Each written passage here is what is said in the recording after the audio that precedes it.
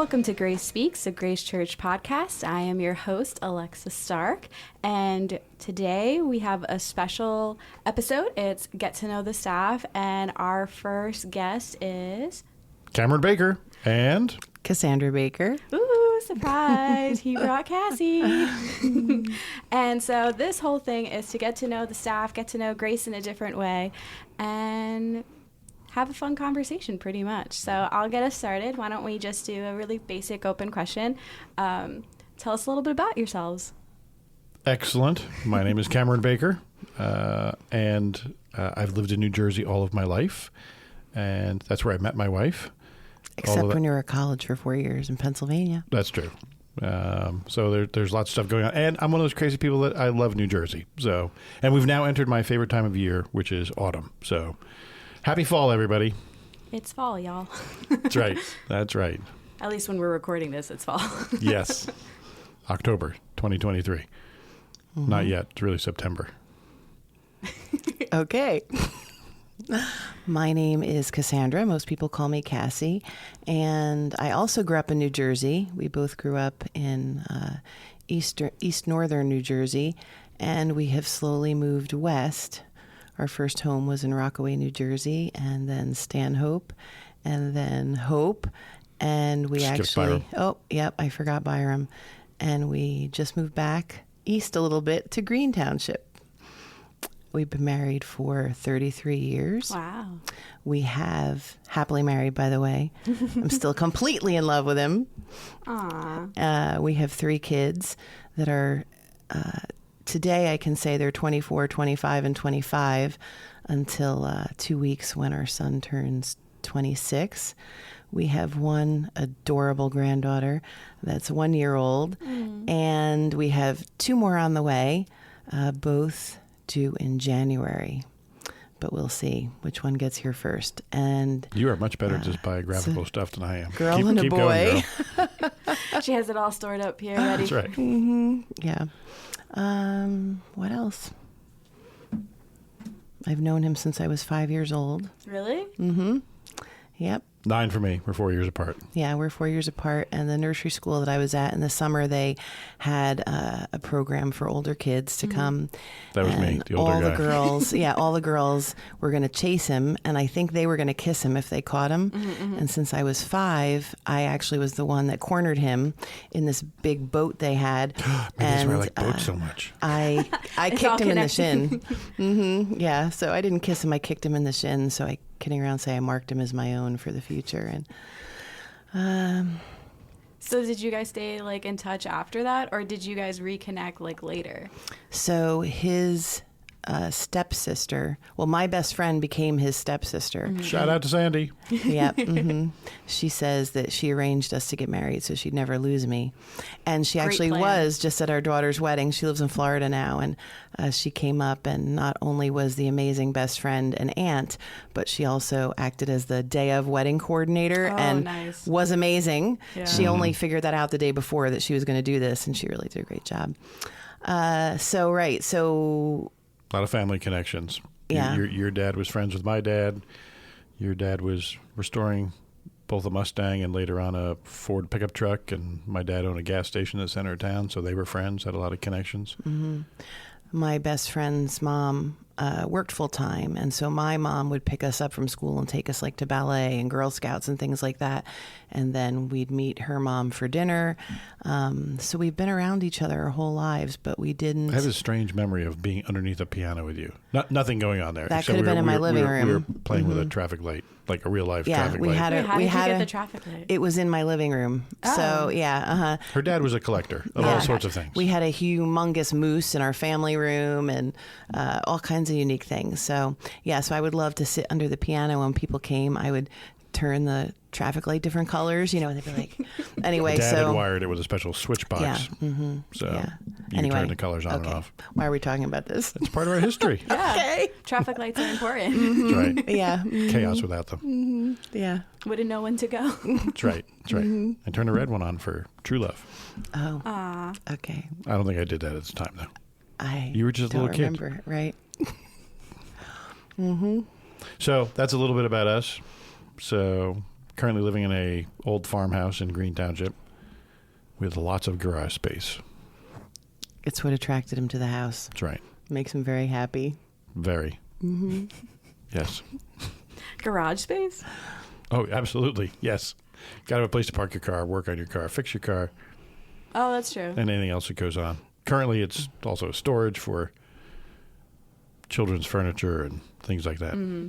Garages are severely underrated. That's right. That's right. I was just happy to be able to pull into the garage, park, and go into the house and not be in like the snow and rain Right, and, yeah. but. That's what I see them as. But Mhm, exactly. So we had no. It seems crazy that we're talking about garage space. We had no garage driveway in our first home. That was all street parking. No garage in our second home. Oh no, the garage is too small. Couldn't fit a car in it at all. So was it really a garage if it can't fit a car? It was, but I think it might have been more like a carriage house. So like it was really anyway very Like small. Horse and carriage? Maybe, yeah. That's kind of cool. But anyway, now I've got all the garage space I could use. Sorry, folks, it's not And for his rent. sons and his son-in-law, right? Hmm. They can all work in the cars. Yeah. That's correct. That's correct. They're all waiting for the lift to go in. We have a lift. Oh, really? And when we moved, we took it out of the other garage. But so much has been going on. We moved in December. And so very soon, I think the lift is going in the garage. Brought some parts over yesterday, literally. I didn't know that. Yep. This is where you find out this stuff. Right. You had to wait till now. Wait till we get the really personal questions. Oh. You'll find out even more. That's right. That's right.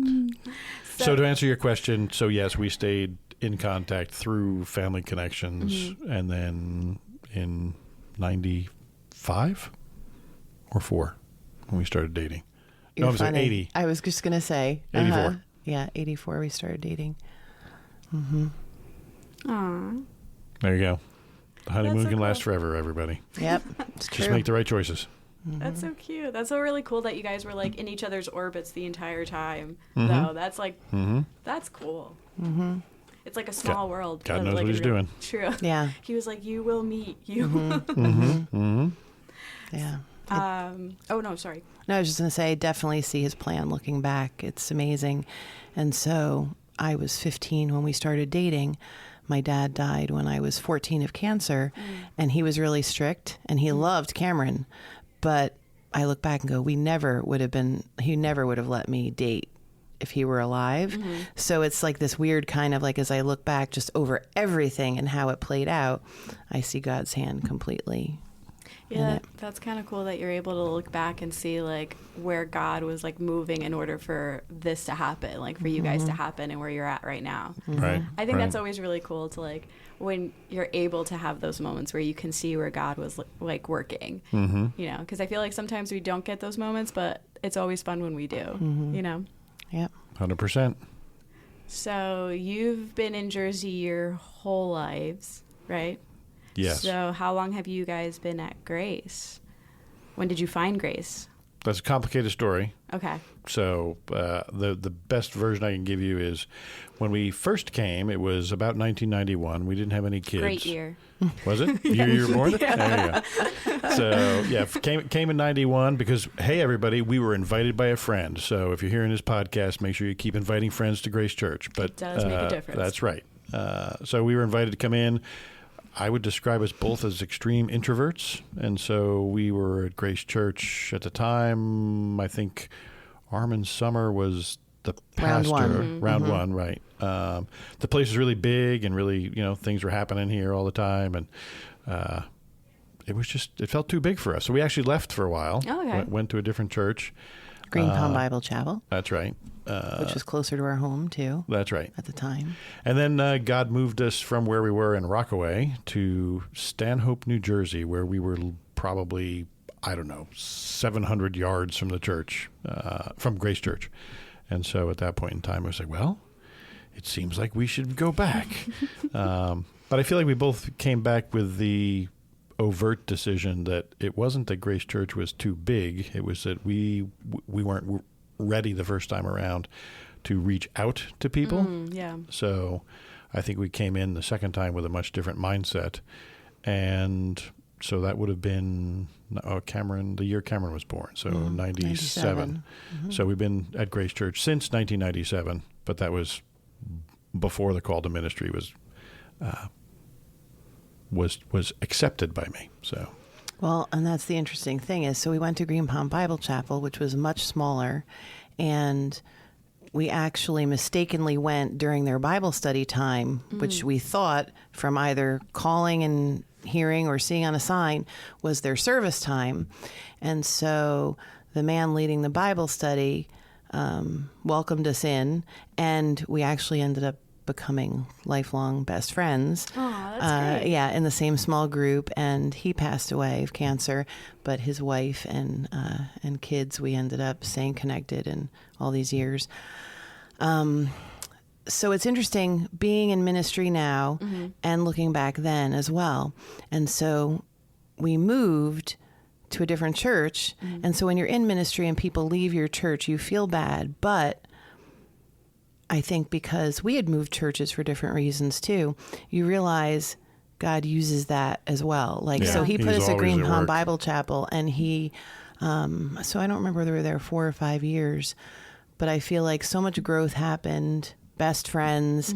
That is when he first explored the call to ministry. That pastor sent him to a seminary and said, you should go look at this. And, but he was still going, no. So we went to look at the seminary. Did you feel the call before that moment? Or was it like, this was like a confirmation of something that you were kind of feeling? Or was this the first time? The call to ministry for me, actually, God is always at work, even if we don't see him, recognize him, or even if we don't really believe in him. So the first sort of inkling of life and ministry was actually when I was probably somewhere around 13, which was actually about 5 years before I became a believer in Jesus. So at the time, I would have just described myself as a Christian, but I had not become born again yet. And so at that point in time, when I was 13, decided, no, ministry is not for me. I'd rather earn a lot of money. So that was the direction I took instead. But the idea of, or the seed that God had planted never really left. So entered ministry much later in life. So the really cool thing is that he knows what I'm going to say. He always had these running dreams, and he never knew what he was running from.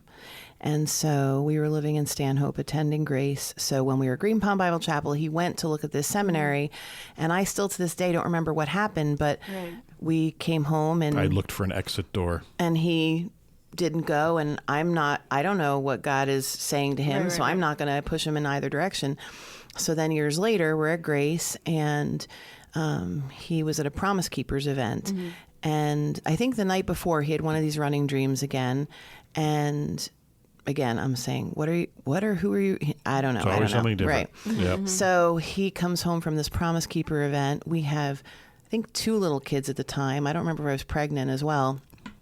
And he wakes me up and he's like, I know who I've been running from.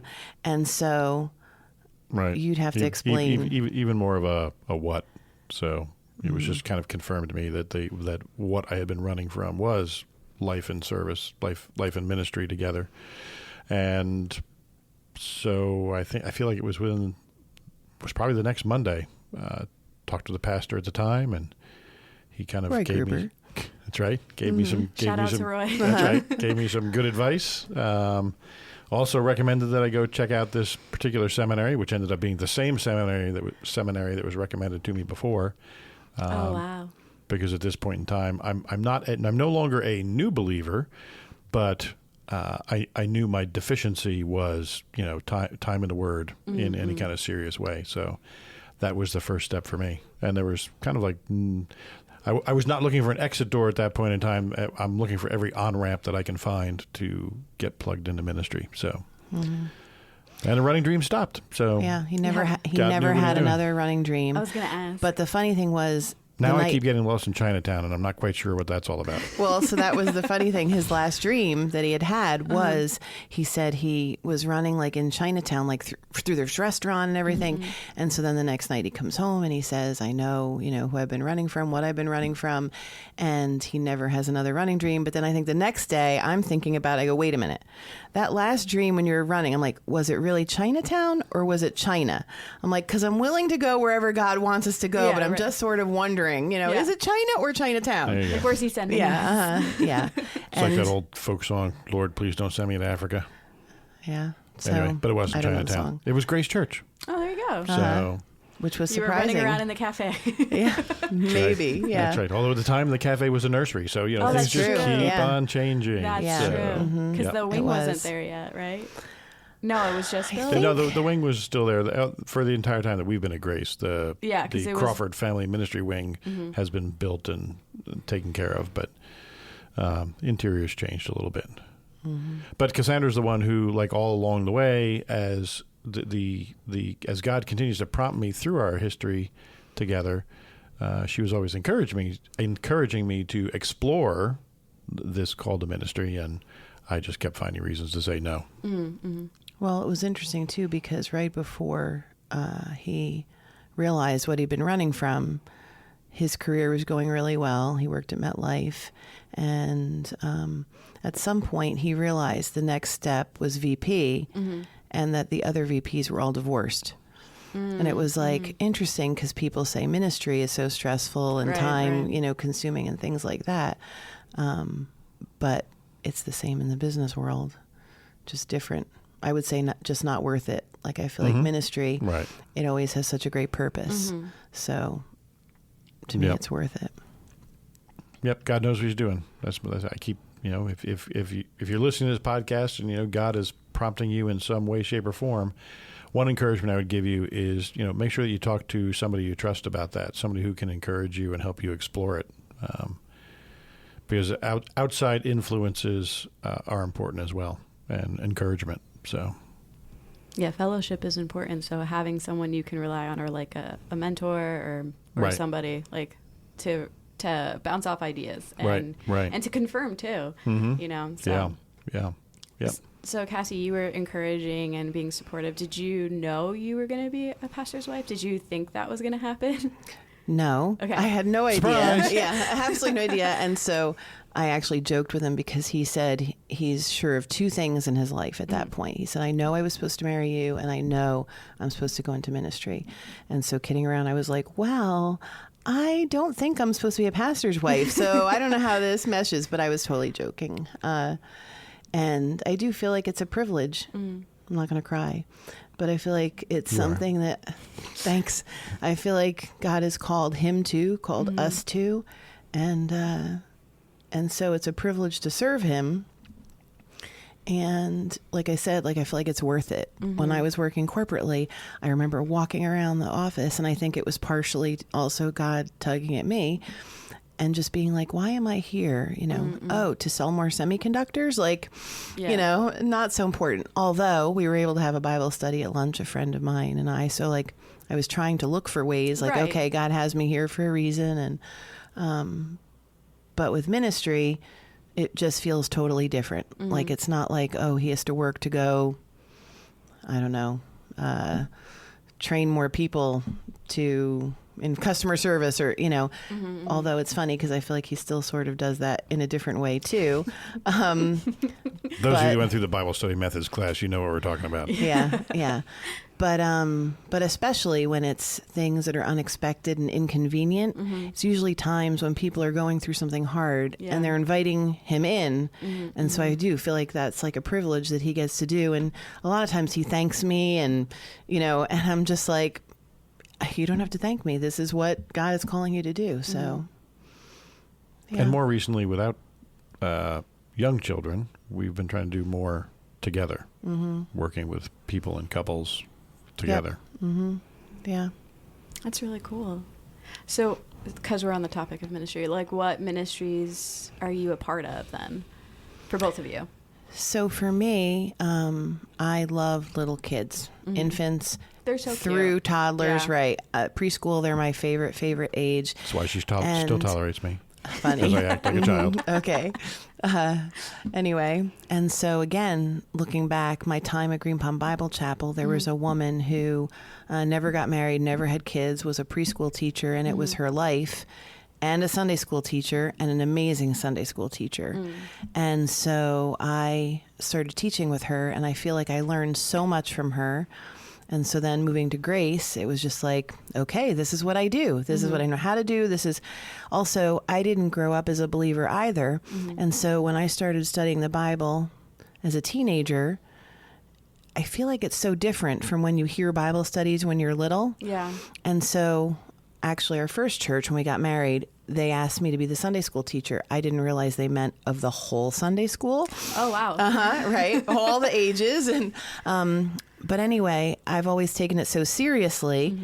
And so, I would go, like whatever the curriculum was, I felt like I want to go in the Bible and read this story for myself and see what's actually there and not there. Yeah. And it may seem silly, but I just felt like if there's something I say that's not really there and they cling on to it when they get older and they realize it's not there, will they just be like, oh, wait, I always thought this. And, you know, so it always just was so important to me. And I love doing it. And then at some point he asked me to stop when we had preschoolers. And I think at that point he may have been interning. And the same, sort of the same thing as right now. Our senior pastor had left, Roy had left, and our executive pastor just left right when he came on from interning. And so at some point he said to me, okay, I think I need you to step back from ministry and just be responsible for our kids on Sunday morning. Right. So I did that. And then I feel like God has just always led me to what ministry. So I was involved in MOPS for a long time. I was the MOPET's preschool teacher. Right. And MOPS, then when I... Mothers of Preschoolers. Right. Although they recently changed their name to now it's Momco. Yeah. Mom and Company. So I was doing that. Then I went back to work during the day and couldn't do that. So I was like, okay, Lord, where should I serve now? And he comes home and tells me, we have the biggest need for women in youth group right now. They need small group leaders. I had always said I would never work with teenagers. I also said I would never homeschool. 2 times when I said never, and God was like, oh, yes, you will. Anyway, I had the best years with those high school girls. Yeah. It was absolutely wonderful. I still think of them as mine. I love them. And so it was not only great working with them, but Jill McLean and I started the same year together. And so it was great. Yeah, because you guys were co-leaders, right? Okay. Yeah. Because I think I was leading at the same time. Right. Group. Like I think a bunch of us were like, okay, they need women leaders. And so it was just perfect timing. And then when I was free during the day again, they asked me to be a MOPS mentor mom. Which is a really cool position, right? Because it's like you're mentoring the moms as they're going through what you've already kind of gone through. Yeah. So I'm currently doing that. And I've been in the nursery for a long time. Kristen, my daughter, actually was doing it with me. And so it's fun to be in there with her. Although this Sunday I was with someone else and got to meet someone else new. So if you're thinking about volunteering in children's ministry, I would highly recommend it. They're adorable, and it's great to meet new people while you're in the room with them for that hour. Yeah, it's true. And it was someone I had never met before because our church is big. Right. And we left like knowing so much about each other and feeling like I have another friend. Yeah. So, so I've pretty much just been like, okay, God, where do you want me to serve? And he's always led me to great places. So what about you? Do you do anything at Grace Church? Nah. Well, this morning we had our men's Bible study at 6:15 in the morning. So that was great, exploring the Word. That's on Thursdays. That's right, Thursday morning. morning. It's Thursday for us. That's right. I got to get this podcast platform you down never in know my when brain. it's going to air. That's correct. That is correct. Anyway, so I've served as an associate pastor at Grace Church for the past 20 whatever it is, from 2005 till now. And so served in that capacity presently because we're in the process of searching for a senior pastor, serving in the capacity of interim senior pastor. Definitely passionate about preaching the Word, which now I have the opportunity to do more frequently than in the past. So that's exciting. Currently oversee the recovery ministries at Grace Church, Grief Share, Divorce Care, Uplift, Financial Peace University. What else we have going on out there? Our Stephen Ministry program, where we try to match people up with great prayer partners. Just a whole host of different ministries like that. The joy in my heart is I say oversee those ministries, but the reality is it's all about ministry multiplication in the fact that other believers are just fully ministering in their capacity in those different areas. So it's more like supporting and encouraging individuals who are in turn supporting and encouraging individuals. So, and then frequently meet with people. So you do a lot of premarital counseling too. Mm-hmm. Yes, love that. Watching, as I sometimes say, young kids, although they're not young kids, exploring their relationships together. For those of you that are contemplating premarital counseling, it is not designed to decide whether or not you should get married. That's between the two of you. Premarital counseling at Grace Church is really all about preparing a great foundation for the life ahead together. Highly recommend getting premarital counseling. It's really good. Yeah, it's really good to have those conversations and stuff. I mean, for us, it was really great because we had those conversations before, because when we were dating, you and Mike. Yeah, my husband, Mike, sorry. That's okay. we had those intentional conversations, but it was really good to revisit them or go deeper on some of them. Right. And I think premarital counseling encourages you to do those kinds of things and also think more of what marriage is going to look like and all that stuff. So I think it's great, personally. Yep. 100%. We got to do it with all three of our kids and their spouses, so that was fun. Mm-hmm. That's so great. Mm-hmm. Yeah. So speaking of ministries and stuff, what is your greatest joys, struggles, things you want to share from your ministries? Because you have a bunch that you have your kind of hands in, so you can pick whichever one you want to do.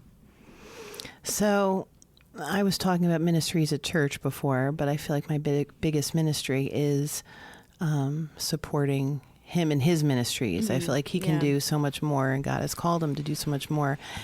And I'm so thankful because God knows how we're wired. And so, when our kids were growing up, I feel like, especially then, my ministry was to our family. And so even now, not having kids at home, just since last week, when our daughter got married. Congratulations. Thanks. Exciting day. She didn't get married in a castle like you.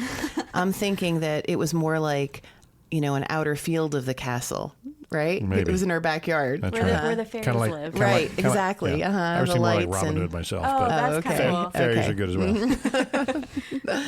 Anyway, so I feel like my ministry is changing because, like he said, so I can support him, and I'm also free to do more with him. But I also just still feel like, and he loves to say it all the time in front of me, like in my head, like older women teach the younger women. Oh, yeah. And in my head, I'm like, well, where's the older woman? So anyway. Mental note, revise mentor the mom. comments. And I'm like, mentor mom? What? You want me to be a mentor mom? Anyway. So I feel like I still have ministry to my family, which is expanded because I have 2 daughter-in-laws.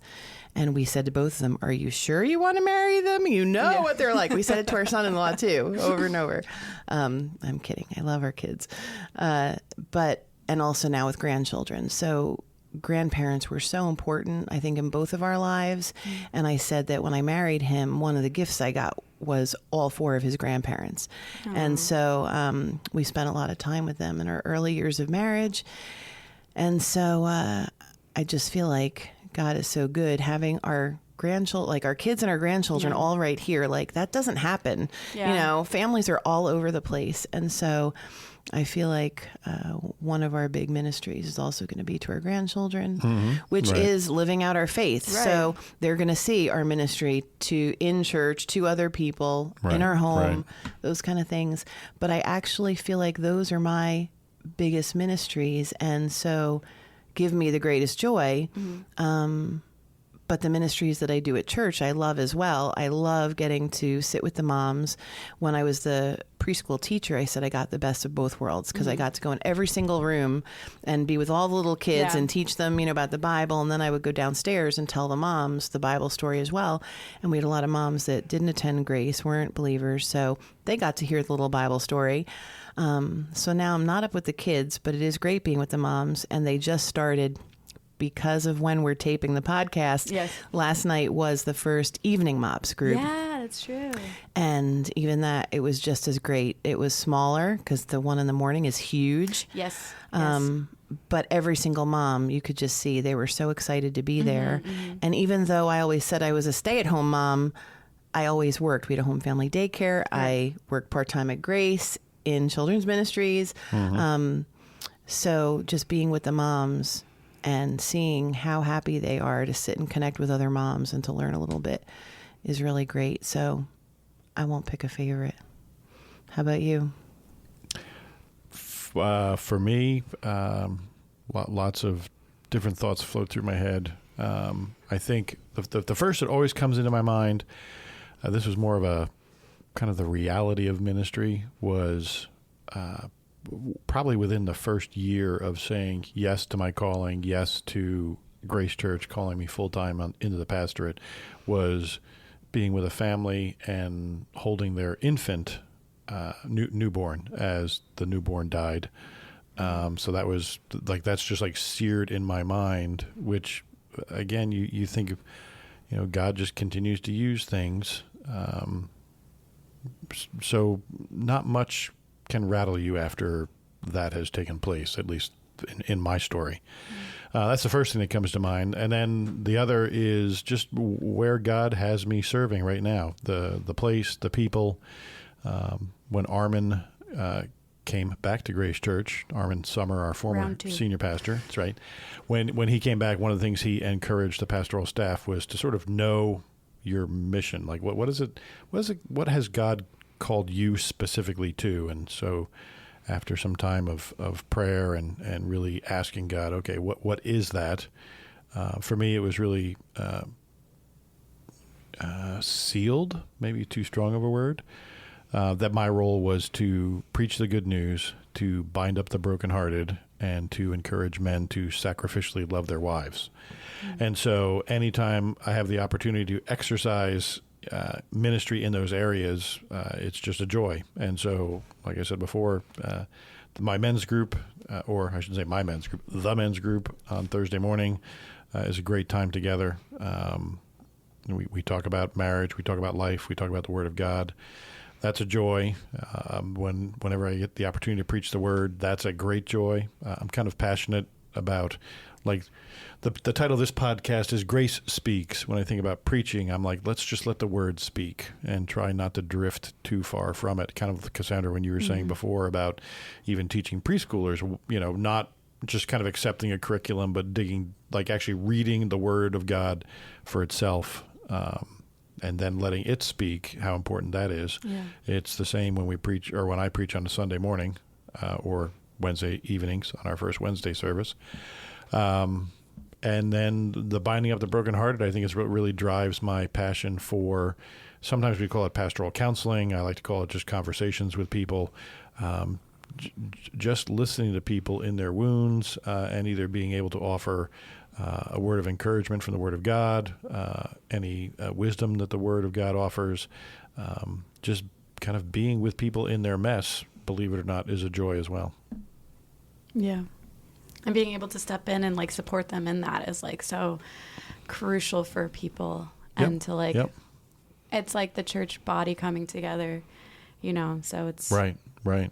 It's so important, and it's, like, an awesome opportunity to be able to step into those moments. Yeah. And like I said before, and this is just stuck in my brain now for a long time, just the idea of ministry multiplication. So all those things I've just talked about, I also love teaching other people how to do as well for other people. So counseling ministries that we've had in the past, the Stephen ministry, even though that's a ministry I don't train people for, we have got a whole team of leaders that do that, but that's the same type of idea that we, in our membership class, we'll tell people, and just in the strongest words possible, all the ministry that happens at Grace Church does not happen just because of the staff or the pastors. It happens because of people, believers, exercising the gifts that God has given them, or even being willing to share the painful parts of their lives, where God is now using those people to share with other people how God comforted them as they walked down some hard road. So, a lot of joy. Yeah. I'm sure it's got to be difficult in some ways to step into those moments for people, because I know I wonder sometimes, like, am I saying the right thing? Am I doing the right thing? But the point is that God's using that moment, like using you in that moment. because I feel like, so I think just trusting him and be there for others is so important. Right. Because like, I know I'm not going to say the right thing, but God's going to come up with it and he's going to use it in some way. Yes, that's right. So, but yeah, so that kind of leads to our next question. Like, what are your spiritual gifts? What do you feel like you use them in? Because you kind of talked about the ministries, but God uses our gifts in those ministries. So, like, what ones do you think you guys have? So for me, it's been pretty consistent. Gift of faith and gift of giving. So, and the gift of faith to me is just, again, it is a gift to be able to just be so completely sure of who God is, of how much he loves us, of the resurrection of Jesus, of the eternal life that's yet to come. Like all of those things just impact so many different aspects of ministry. Giving has been exercised in different ways, whether it be monetary or time-wise. Time is so important to be able to offer to other people. So those are the two primary gifts. I'm an extreme introvert by nature, so God is stretching me in areas there. But spiritual gifting, those are my two. So I do feel like mine have changed through the years as well, but the same thing. I guess the two are one. Faith. I feel like I thank God every single day for my gift of faith because it doesn't matter what's happening, how hard, how easy. I just feel like knowing him and knowing all these things about him, knowing, who he is and that he's for us, it doesn't matter what happens. Yeah. And I recognize that it's a complete gift from him. So it is. I think that's the biggest thing. So I feel like we both in the past also had the gift of service. And I feel like that's still in our heart, but I think it's changed over time. What else would you say for me? Well, if you talk about like from the outside looking into you, discernment is a strong gift of yours, to be able to take in a great deal of, whether we call it information or data or interactions with people, and to be able to sort of see beyond the fog of life to what's really happening is a strong gift of yours as well. I wish I had the gift of encouragement, but I don't. So if you're hearing this, you may not want to come to me for encouragement, but I'm so thankful for my friends that have the gift of encouragement. And that's how I realize I don't have it. And my friends love me anyway, and I'm so thankful. Our motto for the longest time was just suck it up and deal with it, which is not really that was good our first small pastoral group. advice. That was our first small group, our motto, right? We were all, we were perfectly matched, but yeah.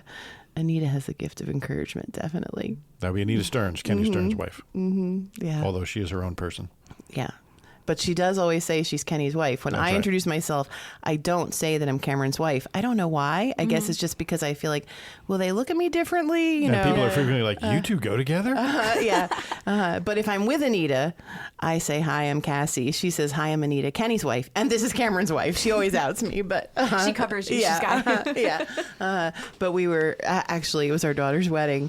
And so the groom's stepbrother brought his girlfriend. We had only met the stepbrother at the rehearsal dinner. Right.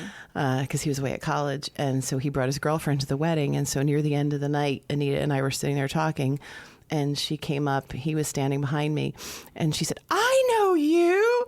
And so apparently she attends Grace, and her mom, she said, watches online every single week. Oh, wow. But because Grace is so big, I didn't recognize her, Yeah. And so Anita's sitting there and she's saying, oh, I'm married to Kenny, the worship leader. And the girl is just sort of going, And then all of a sudden she says, oh, and I saw the guy over there. And she said, right, that's my husband. And so, oh my gosh. yeah, it's a small world. But anyway, so. You should have Kenny and Anita on his podcast. Yes. They would be fun to have together. Yes. I'm going to try to get them on for sure. Yeah. They would be great. There'll be more people on this podcast. I will have it. That's right. I think you should have all the wives too. Yeah, I think that would be such a good one. Yeah. Because I don't know. I feel like, I don't know. Just I'm for it. you might learn more And I'm not just from saying the that wives. because you're here. Or it's being recorded. Well, you invited me, so. Well, if you ever say, I don't know, I'll be like, well, on this podcast, you said. That's right. Yeah. Mm-hmm. All right. So I'm going to ask one last question, kind of. It might be a two-parter, but it's fine. Okay. What is a fun fact or story or something about yourself that you feel like people don't really know? I know this is a hard question, but I love asking it because I feel like it makes you think about, like, what is a fun fact, like, philosophically, and then sharing it. Is it fun to somebody else who's listening? Yeah, Is it fun to me? Yeah. Like, and it could be either way. Maybe it's just fun to you. Okay. So when I think about it, I don't really think I have hobbies. I feel like we're always busy. We're always doing things. I don't like to just sit and watch TV, so I'll do things, but I don't think of them as hobbies. But then I realized I think something that we do that's sort of unique that most people don't do. I'm a little afraid right now.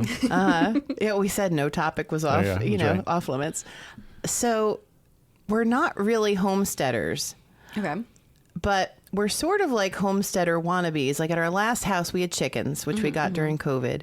And then this house that we moved to already had a large garden, which we're trying to adapt to. I know some people at Grace do back to Eden gardening. They'll know what that is. You could always look I've it heard up. of that. Yeah, so we're sort of starting that, and we're gonna get chickens again. And so I bought this book of like home herbal remedies and things like that, and so then I had to get this app because as I go around our yard, every single time I find these new plants. I'm like, what is this? Is it Planta? Is that the app? I don't think so. Okay, because I have Planta. But it is. It takes the picture and then tells you. And it is funny because almost all the time it says weed. But then when you go to this book, it's like, no, this is really good for this. This is really good for that. And so I was so excited when we bought this property because... My favorite ones, though, from that app are, it could be this, or it could be this. Or could this be this deadly poisonous? You can eat this, or it might kill you. Like, That's a great toss-up. Yeah. That's right. Flip a coin. Let's see Who's what gonna happens. try? Yeah. That's right. That's right. But our garden had elderberry bushes, which we got a ton of this year, right? That's so I cool. froze some and I dried some, and apple trees and blueberry bushes, and we have tons of. They're actually wine berries. They look like raspberries, but all over our yard. That's right. Did the app know that it was a wineberry, or was it? It could be a raspberry, or it could be a No, wineberry. it did, and it did because we were calling them raspberries, and everyone else. Because I said we could have our own. You pick raspberries around the yard. We were also growing mosquitoes. Yes. Yeah, so that was horrible. But so I used the app and it told me they were really wine berries. And in my head, I was like, I don't care. They're edible and they're delicious. So, but I'm trying to think other things, right? There was already garlic planted in the garden. Like God provided that's all so of this cool. amazing stuff. And so, I like your phrase, homesteader wannabes. right. Like we're sort of like Not like, really. well, the thing is we don't have time. We could. And that's part of it too. Yeah. This house, he wanted to buy a fixer upper again. Our last house was a foreclosure and he did all this work to it. And, our real estate agent, when we sold the house, was like, okay, so you guys want another fixer upper? And we are always, God has like always put us in 100% agreement. And I'm shaking my head no. And I realize he's shaking his head yes. And I'm thinking, this is a problem. So I just kept saying to him, you don't have time. You don't have time. You're never going to have time. We're having more grandchildren, you know. And so we ended up buying this house, which was not a fixer upper. We move in ready. He's already replaced all the flooring. But every time I just look at him and go, aren't you thankful we didn't end up in a handyman special because he just doesn't have the time. So we would be homesteaders, I think, if we had the time. We just really don't have the time. So it's sort of just like this fun little hobby. And he mentioned the 3-car garage. There's also a barn. And it's a white barn, and I want in big black letters on it, Homestead on the Rock. I like that. New information. Right? Big black letters. See? Good. Right. Come to Big the black podcast. letters. You get new Right. information. That's right. And so it obviously was the Rock, Jesus, right? And then we were mowing the lawn and we realized, no, we're on the Rock. There are huge that's rocks everywhere. And so, so God has a sense of humor. And so that's, I think, sort of for me and sort of for Cameron as well, right? Other animals maybe. So if we could just do whatever we wanted, I think we would be more homesteaders. I want bees. Or sailing He away doesn't want somewhere. bees. Ooh, oh, right. Or bees. sailing. We were going to live on a sailboat Oh, that originally. would be really Another, cool. another fun Right. fact. Yeah. I think I've added that one before on the podcast, though. But I think Oh, you talked. maybe. Yeah, that you watched a YouTube guy that does sailing or something. We I remember went to that. the boat show. We read his book. And so, right, we were going to have kids. We were going to live on a sailboat. There's a whole community that homeschools their kids, and they go to the Bahamas in the winter. that was our first and exposure come to back. homeschooling. Right. Yeah, all those years ago. Funny when I was saying I wouldn't homeschool, but yeah. Fun fact on my side of the table, vanilla ice cream. Really? Over chocolate? And I love them anyway. That's rough. No, I'm kidding. So, yeah. And I feel like, I don't know. I don't like opera music. I'm not So a we're fan perfectly of matched that hard way. rock Yeah. music. Wait, you don't like hard rock? No, not a Okay. fan. No. These are hard questions for me, Alexa. Fun facts. I'm like, That's why I love asking them, because I feel like Yes. people like it gives you a moment to think like, what's a fun fact? What's fun about me? there you are. 'Cause that's usually what I. I'm currently in the process of slowly working on a retired police car. So Ooh, that's a fun fact. needs a little bit of work right now. That's crazy. Anyway, so fun fact, but I won't bore you all with that. So, Well, the that's funny thing is driveway. you come across as very serious, but the more people get to know you, they find out that you're the complete opposite. I'm just a goofball. Yes. Right. Secret Yes. goofball. That is true. Yeah. Most But- common way people describe me is intimidating. So, Oh, really? yes, I've had multiple people tell me that. Before I knew you, I thought you were the most intimidating person I've ever met. Sorry. I'm just a goof who's mostly quiet most of the time. So, Except at home. really? What happens at home? Kristen and I could be home and we're perfectly happy in silence. And so he always says it's where the boys get it from. But if he's home, then there's constantly noise. And once we told him that, then he was aware of it. And he'd be like, oh, I'm sorry. But like just all this noise. Like, That's so funny. That's right. I like musicals. Not the more modern ones, though. Sorry. What's your favorite musical then? My favorite musical. he was might- Prince Not So Charming when he was in school. No, not Prince. Not so charming anymore, which implies I once was, but then I was Oh, okay. not. Favorite musical, probably My Fair Lady. Oh, that's a good one. That's because of his grandmother. It's his sister's favorite musical, too. Well, we watched it frequently. That's right. The Audrey, yeah, like Audrey Audrey Hepburn. Hepburn. Okay, Yep. because I was Rex saying Harrison. movie or is it the actual like play? No, it was the movie. Yep. Because Julie Andrews was the play, right? Correct. Okay. You're very good. Very good. I'm impressed. Thank I was you. going to say he's going to be very impressed. And the other one is really an operetta, the HMS Pinafore, which Cassandra acted in as a, I was in school. See, you Sixth- guys were sixth just like grade graduation. around hovering. That's right. That's right. So, That's really cool. I don't know. Anything else fun that I'm not thinking of? I like working on cars. People know that. I like being at the gun range. People know that. He loves Disney. Oh, yeah, that's true. Disney is Sorry, great. everybody out there that thinks Disney's evil. I appreciate your point of view. I just have fun and a lot of good memories there. Well, Sorry. that's what I Same. think. So his parents were divorced, and I think they both took him to Disney. So it was always memories with his parents. And Bragging rights. Graduated high school, had been to Disney World 17 separate times already, which I don't think is really that many at this day and age. right, But it I was think a a big lot of deal people back get then. season Yeah, yeah. passes now and go Yeah, you multiple can, times yeah. a year and things like that. But you could tell. So when we got married, his parents lived on opposite coasts in Florida. So when we went down, we'd go down, visit one set of parents, go to Disney for a day, Visit go the see the mouse. other ones, right? Visit the And mouse. he's like, the malls are your territory, Disney is mine. I can Where do you guide want to you. go? Yeah. Right, wherever you want to go. Right. You know, all Right. the tricks, you know, which direction to go first, all those things to Yep. avoid Yeah. lines. That is correct. Yeah, Disney's probably the one time I'm super like organized and on like super on like time. Like I mean, Right. because like most of the time I'm like, oh, we'll just it starts at this time, but show up, Right. But Disney, I'm like, no, we have to be there at 8. That is early magic hours, and we have to be at this thing at this, and I'm like very organized. Right. Yep. It's a good place for memories. Yeah, that's So- true. I have a lot there. Apparently, I used to be scared of Mickey and Minnie. My mom tells me. I don't remember it, but I think that's hilarious since I love them so much now. Yep. Yeah. So your fun facts, Cassandra, were so much more deep and important. The last one I'll give you is I've had the same hairstyle since I was 7. Really? If we put all the photos, that would be the same? That is correct. That's hilarious. Also, he loves the ocean.